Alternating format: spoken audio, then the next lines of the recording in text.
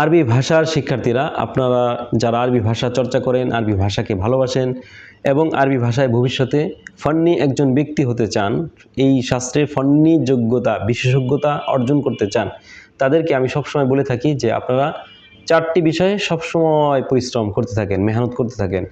বলা, লেখা, পড়া, শোনা, এগুলোকে মাহারাতুল কিরাআ, মাহারাতুল কিতাবা, মাহারাতুল কালাম, মাহারাতুল ইস্তেমা, এই 4টি দক্ষতায় আপনারা পরিশ্রম করতে থাকেন, মেহনত করতে থাকেন এবং পরিকল্পিতভাবে, অর্থাৎ অগোছালোভাবে না। একদিন আপনি আরবিতে কিছু কথা বললেন আর সামনে 1 সপ্তাহে খবর নেই, এবং আপনি কিছু আরবি কিতাব পড়লেন, 2-4 দিন পড়লেন, এরপরে আর 2 মাস খবর নেই। এরকম করা যাবে না, বরং আপনাদেরকে প্রতিদিন কিছু কিছু পরিশ্রম করতে হবে, মেহনত করতে হবে।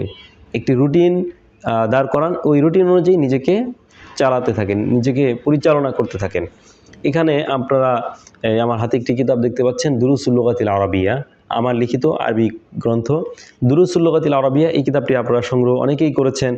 এই কিতাবের উপর রমজানের আগে বিভিন্ন সময় অনলাইন অফলাইনে কোর্স হয়ে থাকে। তো যারা কোর্সের শিক্ষার্থী আছেন তারা এটি পড়েছেন। তো এই কিতাবের পুরোটাই আপনারা মুখস্থ করে ফেলুন এবং সেটা তামরিনের আলোকে আত্মস্থ করার চেষ্টা করুন।